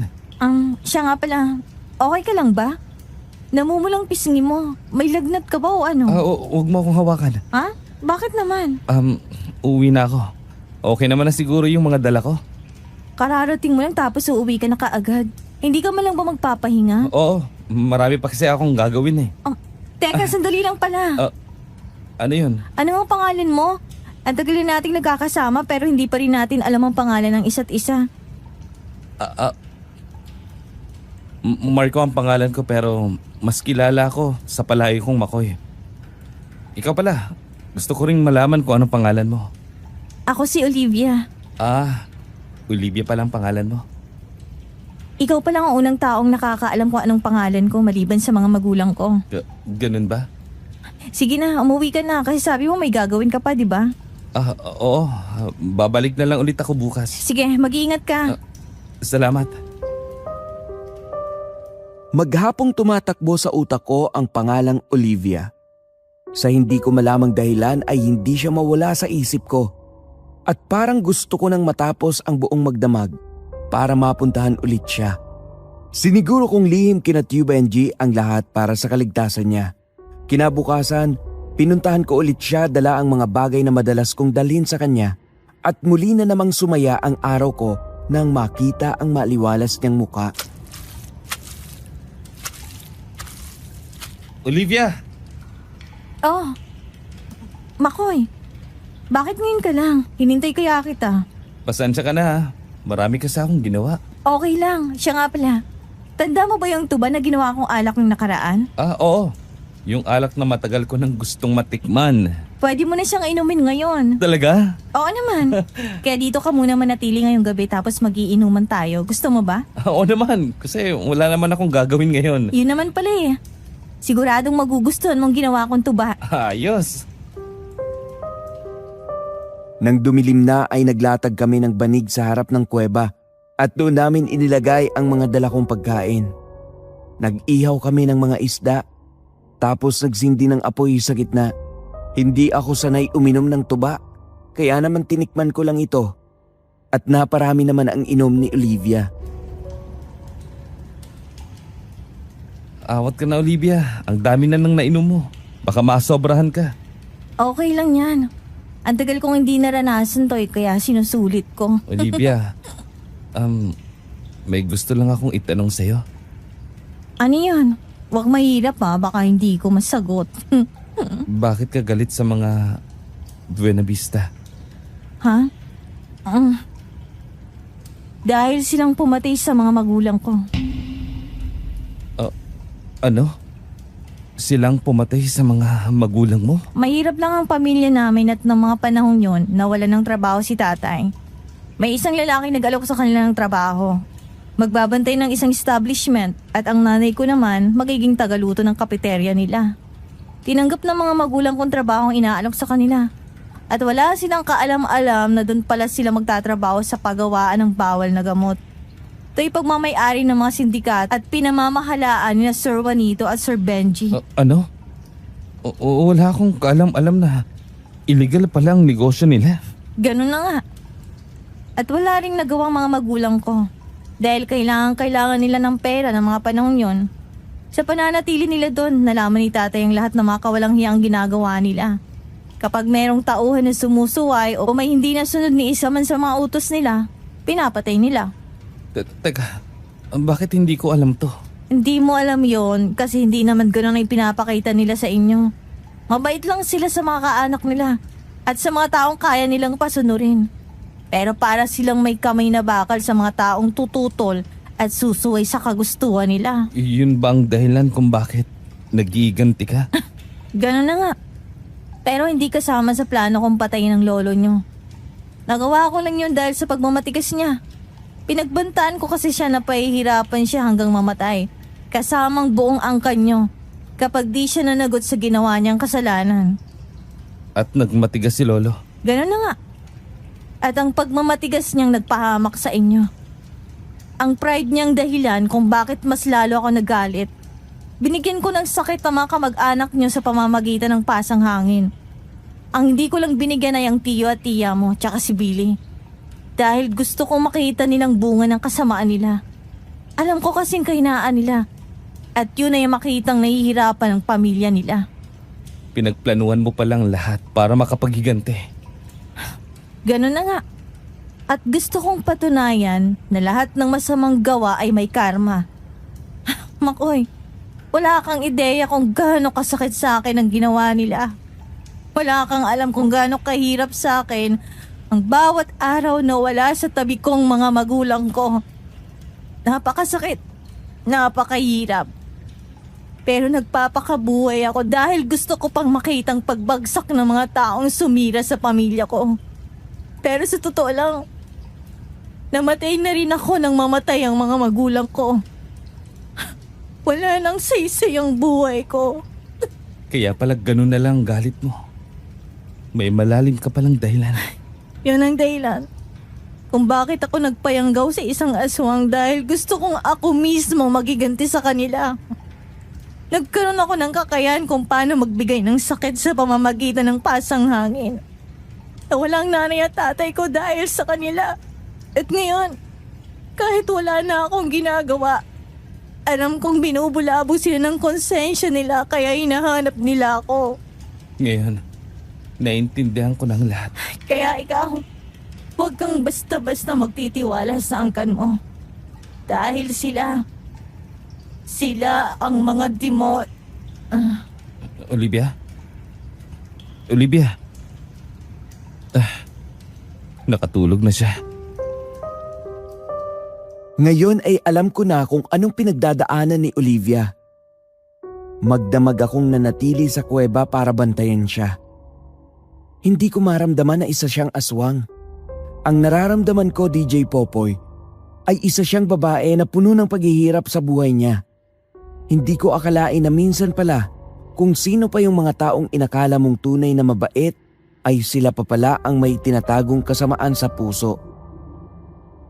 Kinabukasan, pagkagising niya ay sinabi ko sa kanya ang mga pinagtapat niya sa akin at nagulat siya dahil wala siyang alam na nasabi niya sa akin ang mga yon. Sobrang lasing na ako kagabi kaya hindi ko na alam kung anong mga pinagsasabi ko. Hindi talaga ako makapaniwala. Bata pa lang ako nakilala ko na buong angkan ni Papa na mabait, hindi lang sa pamilya nila at sa ibang tao. Hindi ko maisip na pumapatay pala sila ng tao dahil lang sumusuway sa utos nila. Hindi kasi lahat ng nakikita mo ay totoo. Minsan may mga tao lang talaga na magaling magtago. Kaya nga hindi ko maisip kung paano nila nagawa yun. Alam mo, may ipapakita ko sa iyo para mas maniwala ka sa mga sinabi ko. Ano ba yun? Meron akong ebidensya na magpapatunay na sila talagang pumaslang sa mga magulang ko. Nasaan? Pwede mo bang ipakita sa akin yun? Oo. Nandito lang yun sa kuweba. Dito ko itinago. Gusto ko makita. Oo. Kukunin ko lang. Eto, nakuha ko na. Ano ba yan? Ito yung recording tape kung saan maririnig ang pag-uusap ni Sir Juanito at Sir Benji tungkol sa mga taong pinatay nila. Ito naman ang mga papeles tungkol sa negosyo nila. Pati na rin ang mga picture ng mga taong pinatay nila. Saan galing ang mga yan? Sa isang tauhan nila na tumiwalag sa kanila. Ibinigay niya sa akin. Dahil alam niyang anak ako ng mga namatay nilang kasamahan. Ang sabi niya sa akin, ako na raw ang bahala. Ganun ba? Eto, pakinggan mo ang audio dito sa recording tape. Nangangatal ang buo kong katawan nang iabot ni Olivia ang recording tape. Pinindot ko ang play button at saka pinakinggan ang audio. Pa, hindi kayo delikado ang ginawa natin. Pumatay tayo ng 3 tao. Ang mag-asawang sina Felipe at Minita. Tapos ang kuya mong taksi. Dapat kang yan sa kuya Bert mo. Dahil ilang taon na siyang rebelde sa pamilya natin. Binigyan ko siya ng magandang posisyon pero anong ginawa niya? Siya pa mismo ang nagpahamak sa atin. Alam ko naman pa. Pero hindi ko lang talaga maiwasan mag-alala. Walang alam ang buong angka natin sa negosyo natin. Tapos binantan pa tayo ng boss natin. Natutuloy nila tayo kapag nabuking sila. Kung makukulong tayo ay hindi natin sila ibubuki kung gusto mo pang mabuhay. Huwag ka mag-alala. Hindi tayo delikado sa ginawa natin. Dahil siniguro kong malinis ang lahat at walang anumang ebidensya na makapagtuturo sa atin sa mga otoridad. Ikaw naman, Benji. Parang hindi bago sa iyo ang trabaho natin. Ganito ba talaga sa trabaho ito pa? Oo. Dahil ito ang realidad ng mundo. Minsan kailangan mong tanggalin ang mga taong nakakasagabal sa tagumpay mo. Dahil kung hindi, mananatili ka lang sa iba. Hindi pwedeng ang puro kabaitan sa mundo ito. Nanlamig ang buo kong katawan dahil sa mga narinig ko. Parang nablangko ang utak ko at hindi ko alam kung iiyak ako, sisigaw o susuntukin ang kung anong bagay na mahagip ko. Pagkatapos kong i-pause ang audio sa recording tape, tiningnan ko naman yung envelope na may lamang papeles at nakumpirma ko na totoong nagpapatakbo sila ng iligal na negosyo. Nakita ko rin ang picture ng mga taong pinatay nila at isa na nga doon si tatay. Nanlamig ang buo kong katawan at napaluhod ako habang nakatulala at hindi makapaniwala. Hindi ako makapaniwala na nagawa nila to. Sila ang pumatay sa tatay ko. Pasensya na kung hindi ko agad sinabi siyang lahat ng yan. Ayoko kasing pangunahan ka, pero matagal ko nang alam na silang pumatay sa tatay mo. Kaya nga ako nagtiwala sa'yo kasi alam kong parehas lang tayong biktima. Iniyaalang kitang ikaw mismo makatuklas ng buong katotohanan. Hindi ko rin inireport sa mga pulis ang tungkol sa kanila dahil gusto ko na muna silang gantihan. Ang sabi nila, namatay daw si tatay dahil sa pagkakasakit. Kasinungalingan lang pala ang lahat ng yun at kalokohan lang lahat ng mabubuting pakikitungo nila sa akin. Alam mo yun? Ang bait-bait nila sa akin pero may tinatago pala silang madilim na sekreto. Mga walang iya sila. Pagbabayarin ko sila. Pagbabayarin mo ang sarili mong angkan, Insan? Billy, anong ginagawa mo rito? Alam kong dito ka pumupunta. At ngayon lang ako nagka-oras na pumunta dito para hulihin ka. Muntik na nga akong maligaw eh. Kaya pala pinagtagpo ang landas niyo ng babae yan dahil parehas lang kayo ng pinagdadaanan. Kaya pala malapit ang loob mo sa kanya at iniligtas mo pa siya. Dapat nga eh, matagal lang naabo ang babae yan dahil nalaman ni Papa na siyang anak ng mag-asawang pinatay nila. Alam mo rin ang lahat, Billy. May alam ka sa sekreto ni na Lolo at Tio Benji. Matagal ko nang alam. Bata pa lang ako, naririnig ko silang nag-uusap sa kwarto. At kailanman ay hindi nila inilihim sa akin ang negosyo nila. Dahil gusto nila akong maging tagapagmana. Sa katunayan nga, ay isa rin ako sa mga tauhan nila. Kung may alam ka, bakit hindi mo sinabi sa akin ang lahat? Bakit inilihim mo ang tungkol doon? Hindi mo matatanggap ang lahat kapag nalaman mo ang totoo. Ikaw at ang buong angkan ay walang alam doon. Kami lang ni na Lolo ang nakakaalam. Bakit nagawa nila yung kay tataya? Sariling dugo at laman nilang kinitil nila. Dahil taksi lang tatay mo. Yung pangkabuhay na bumubuhay sa kanya sa loob ng maraming taon ay naisipan niyang isumbong sa mga otoridad at nakipagsabuatan pa siya sa mga magulang ng babaeng ito. Pero paano hindi siya magsusumbong? Illegal ang ginagawa nila. Bawal yun sa batas. Ano naman kung illegal yun? Yun ang bumubuhay sa mga magulang natin. Mahirap lang sina lolo at lola. Pero nang maging parte sila ng sindikato, naging maayos ang buhay nila. Nakita mo naman, di ba? Natulungan din nilang umangat ang buhay ng iba nating kaangkan. Napag-aral nila ang mga pinsan natin na ngayon ay maganda na ang buhay. Nakakatulong na sa pamilya. Hindi naman naging makasarili sina lolo at kahit nga ibang tao ay tinutulungan nila. Anong hindi makasarili? Pumapatay nga sila ng mga tauhan nila.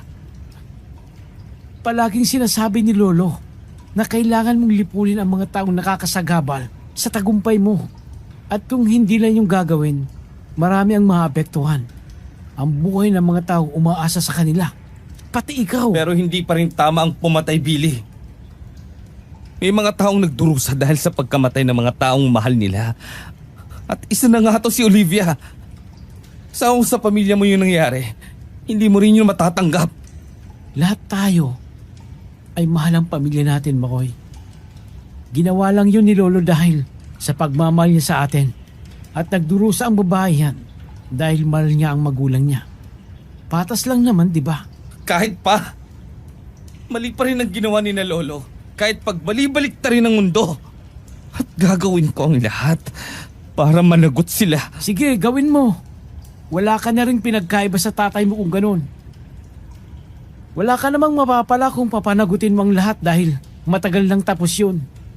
Kung nag-iisip ka pa sa buhay mo, ay wag mo nang ituloy ang balak mo. Binibigyan pa kita ng pagkakataon insan. Layuan ang babaeng yan at wag nang ituloy ang balak mo. Napakuyom ang palad ko dahil sa sinabing yun ni Billy.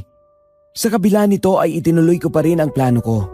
Pumunta kami ni Olivia sa mga pulis para i-report ang tungkol sa negosyo ni Tio Benji. Nagulat kami kasi marami na rin palang nag-report pero wala silang sapat na ebidensya. Pumunta kami sa compound ng mga Buenavista na kasama ang mga pulis pero pagkarating doon ay wala ng tao sa bahay ni Tio Benji.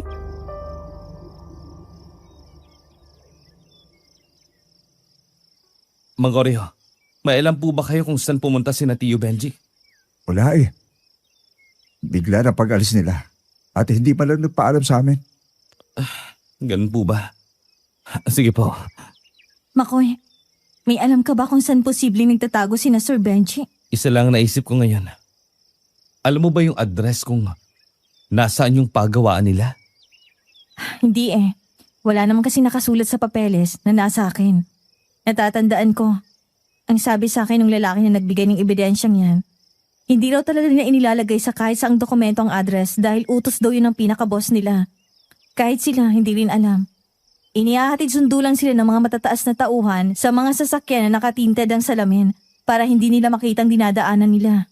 Grabe. Paano natin malalaman kung saan sila nagtago? Hindi ko rin alam eh. At hindi magandang kutob ko. Ano yun? Mukhang kailangan na rin nating magtago dahil sigurado akong alam na nilang isusumbong natin sila sa mga pulis. Oo nga no. Mukhang handa sila sa ganitong sitwasyon. Huwag kang mag-alala. May alam akong pwede nating pagtaguan. Pumunta kami ni Olivia sa isang ligtas na lugar. Ibinigay din ng mga pulis ang numero nila para tatawagan na lang namin sila kung sakaling may magtangka sa buhay namin mula sa grupo ni Tio. Bantay sarado ako sa kubong tinutuluyan namin ni Olivia dahil hindi maganda ang nararamdaman ko. Olivia, sigurado ka bang ligtas tayo dito? Ito na lang ang alam kong ligtas na lugar para sa atin. Bakit? Nag-aalala ka ba? Hindi ko mapigilan eh. Baka kasi hindi basta-basta yung grupo ni Tio Benji. Mga sindikato yun. So iniisip mo na baka balikan tayo? Ganun na nga. Huwag kang mag-alala. E di kapag inatake nila tayo rito, aatakihin ko rin sila. Oo nga pala. Hindi ka nga pala pangkaraniwan. Alam mo, Ang cute mo rin mag-alala no? Oh, teka, bakit mo ko hinahawakan? Tayong dalawa lang dito. Hindi ko naman iniisip yun eh. Alam mo, Makoy, simula nang iwan ako ng mga magulang ko, naging sobrang miserable ng buhay ko. Ngayon na lang ulit akong ngumiti at may aaminin ako sa'yo. Ano yun, Olivia? Ako yung batang babae na nakita ng tatay mo nung nabubuhay pa siya. Ikaw pala yun? At alam mo ba, nung hinarana mo ako, biglang lumambot ang puso ko. Naalala ko kasi yung sinabi ng tatay mo sa akin. Ano daw yun? Ginawa niya raw ang kantang yun para ipaalala na hindi ako dapat magpalaman sa galit. Tapos matagal na panahon kong nakalimutan yun. Kasi yun nga, nalaman ko na nawala na siya. Bumalik na naman yung galit sa puso ko. Pero alam mo, may kakaiba sa kantang yun. Sa tuwing naririnig ko siya, parang may sugat na naghihilom sa puso ko. Nakakaramdam ako ng pag-asa, kapanatagan, at kapayapaan. Yun ang sabi ng tatay ko. Dahil nakakapagpagaling ang musika. Kaya Makoy, huwag tayong mawalan ng pag-asa. Makakamit natin ang hustisya sa pagkamatay ng mga magulang natin. Oo naman. Naniniwala ako dun. Bakit mo ko hinalikan sa pisngi? Makoy, nagpapasalamat ako na dumating ka sa buhay ko. Alam mo ba, kahit isa kang Buena Vista, alam kong mabuti kang tao. At inosente ka rin sa lahat ng ginagawa nila. Kaya ba, hindi mo ko binigyan ng sakit? Alam ko kasing parehas lang tayong biktima. At dapat mo pang malaman ang katotohanan. Isa pa, nakatadhana ka para tulungang maghilom ang puso ko. Ginawa ko lang kung anong tama. Makoy. Ano yun, Olivia? Sa bawat araw na nakasama kita, natutuhan na kitang mahalin. Ha? Natutunan na kitang mahalin. Mahal kita, Makoy. Olivia? Parehas tayo ng nararamdaman. Mahal mo rin ako? Oo, mahal din kita. Parehas lang pala tayo. Mahal na mahal kita, Olivia. Ganun din ako sa'yo, Makoy. Bigla akong siniil ng halik ni Olivia at gumanti naman ako sa kanya. Naging maalab ang gabi naming dalawa dahil pinagsaluhan namin ang init ng sandali. Pagkatapos nito ay nakatulog na kami habang magkayakap at may mga nakapintang ngiti sa mga labi. Bandang 12:00 ay nagising ako dahil may narinig akong malakas na kalabog. Tumagilid ako. Tsaka inusisa si Olivia at nakita kong mahimbing siyang natutulog. Lumabas ako at nakita kong nakabukas ang pinto. Dito na ako nagkaroon ng masamang kutob. Maya-maya pa ay may naramdaman akong yapak at bago pa ako makakilos ay may taong biglang sumaksak sa tagiliran ko. Walang hiya ka. Tinaydor mo sarili mong angkan. Tio Benji. Nakinabang ka rin naman sa pinaghirapan ng mga Buena Vista. Ang perang sinusustento sa'yo ng tatay mo noon ay galing sa amin. At kami ang natatakbuhan mo kapag kailangan mo ng tulong. Hindi mo kailangang isumbat yan, Tio. Hindi pa rin may tatanggi na galing sa iligal ang perang kinikita nyo. At isa pa, marami kayong kinitil na buhay. At isa na doon si tatay. Nang dahil masyado niyong pinoprotekta ng iligal yung hanap buhay, pati sariling dugo at laman nyo, nagawa niyong patayin.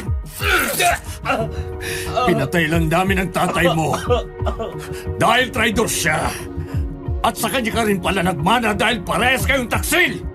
Hindi na kita bubuhayin pa.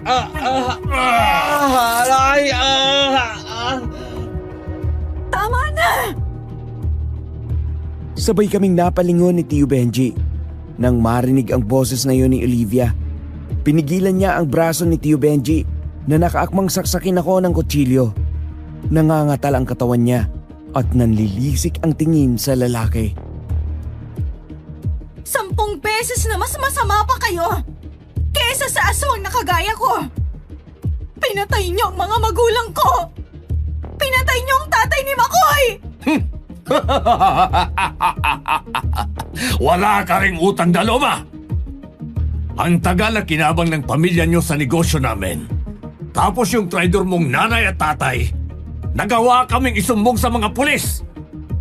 Kung hindi dahil sa amin, namatay na kayo sa gutom. Dapat lang sa mga magulang mo ang ginawa namin. Ano bang mahirap intindihin doon? Anong mahirap intindihin? Siguro mahirap sa inyong intindihin na may isang batang nagdusa dahil sa batang edad niya nawalan siya ng mga magulang. Hanggang ngayon, dalas-dala ko pa yung sakit na yon. Naging aswang ako para magiganti. Para upusin ang buong angkan niyo. Akala mo ba may pinagkaiba ka sa amin? Wala kang pinagkaiba sa amin.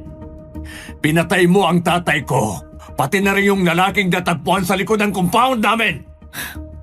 Talaga? Kaya pala dinala mo yung bangkay ng isa sa tauhan niyo at tinanggalan niyo ng lamang loob. Alam niyong sensitibong pang-amoy ko sa dugo. Kaya siguradong lalapitan ko yon. Tapos inutusan mo naman yung isa sa mga pamangkin mo para kuhanan ako ng video. Para ano? Parang may dahilan kayo para patayin ako? Oo! Dahil hindi uubra ang paghihiganti mo sa amin! Kahit aswang ka, hindi kami magpapatalo sa'yo! May dinukot si Tio Benji sa kanyang bulsa. Ito ay isang plastik na puno ng asin. Isinaboy niya yon sa katawan ni Olivia at nangisay ang katawan ng dalaga. Wala naman akong magawa dahil puno ng saksak ang tagiliran ko. Napuno ng mga paghalakhak ni Tio ang paligid. Ilang sandali lang, biglang tumayo si Olivia. Unti-unting nagbago ang kanyang anyo. Naging sabog at nagsitayuan ang mga buhok. Naging pula ang kulay ng mga mata. Tinubuan ng pangil at naging kulubot ang balat. Umatake ito kay Tio Benji at mariing sinakal ang lalaki.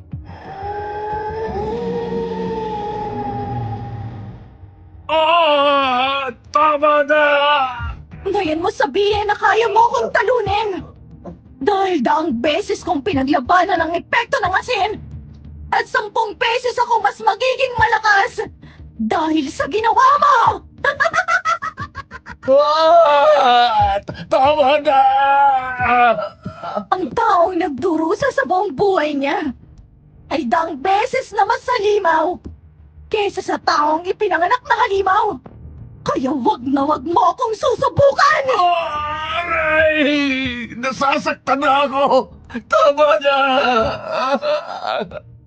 Ang tagal kong hinintay to at sisiguraduhin kong magdurusa ka at ipararamdam ko sa'yo kung gaano kasakit ang ginawa mo sa mga magulang ko!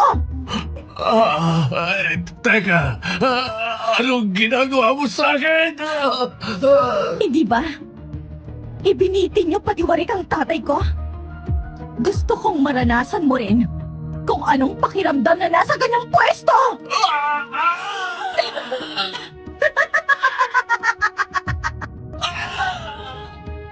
Binuhat ni Olivia ng patiwarik si Tio Benji. Pagkatapos ay ibinagsak niya ito sa kahoy na sahig. Napahalinghing ang aking tiyuhin sa sobrang sakit at hindi pa nakontento ang aswang. Paulit-ulit niyang sinampal ang mukha ng lalaki. Gamit ang kanyang mahabang kuko ay kinalmot niya ang dibdib nito. Pagkatapos ay inilabas niya ang kanyang mahabang pangil at akmang kakagatin ang leeg ni Tio Benji. Wag! Parang ako mo na! Patawarin mo na ako! Nagsisisi na ako! Kalokohan! Ang kagaya mo magsisisi! Hindi ako naniniwala dahil isa kang demonyo! Nagawa lang namin yun dahil gusto namin makaahon sa buhay. Wala na kaming pakialam kung iligal o mabuti ang trabaho namin. At sabi nga ni tatay, kung kinakailangan ay dapat tanggalin ang mga taong nakakasagabal sa tagumpay. At kabilang na doon ang nanay at tatay mo. Kahit pagbali-balik na rin mo ang mundo, masama at kademonyan pa rin ang ginawa niyo! Huwag kang mag-alala dahil hindi kita papatayin hanggat hindi mo nararanasan ang karma sa mga ginawa niyo ng tatay mo! Ano yun? Bakit may pulis? Siyempre, Pinaghandaan ko to. Bago ako pumunta dito ay tumawag muna ako sa mga pulis. Nagsisimula ng pagbagsak mo. Dahil patong-patong na kasong kaharapin mo. Nasa akin ang lahat ng ebidensya. Hindi! Hindi pwede ito! Hindi! Hindi natakasan ni Tio Benji ang kapalaran ng gabing yon. Dinala siya ng mga pulis sa presinto at pinilit na paaminin kung saan nagtatago ang kanyang mga tauhan, pati na rin si Billy. Hindi siya naprotektahan ng mga boss nilang sindikato, kaya naman hindi sila nakalaya sa kulungan. Habang buhay na pagkakakulong ang ipinataw sa kanila dahil sa patong-patong na kasong pagpatay at pagpapatakbo ng ilegal na negosyo. Naging kahiya-hiya rin sila sa buong angka ng Buena Vista dahil wala palang kaalam-alam ang mga ito sa ginagawa nila. Si Tia Aisyang ay natagpuan na lang na nakabigti sa kanyang kwarto dahil hindi niya nakinaya ang konsensya sa pagtatago at pagbubulag-bulagan sa ginagawa ni na Tio Benji.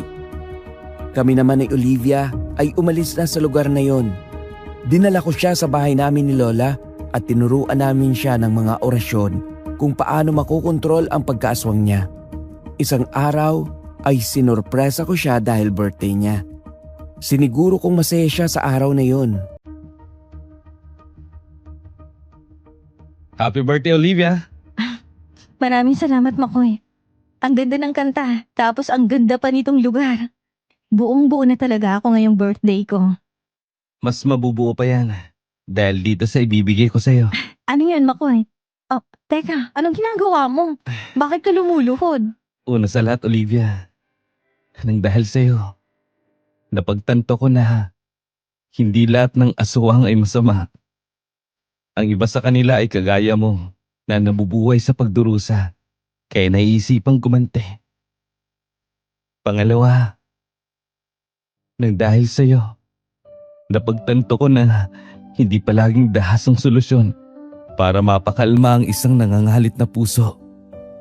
Pinakita mo sa akin ang kakaibang mundo mo, Olivia. At ikaw ang gusto kong makasama at mahalin habang buhay. Makoy, Olivia, will you marry me?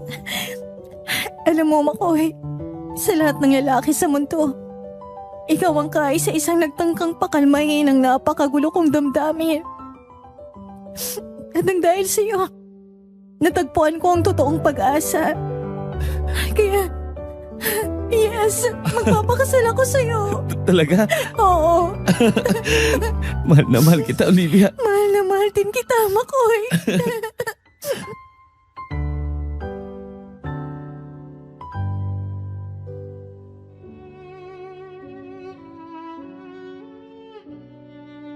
Isinuot ko ang singsing kay Olivia at pagkatapos ay siniil siya ng halik.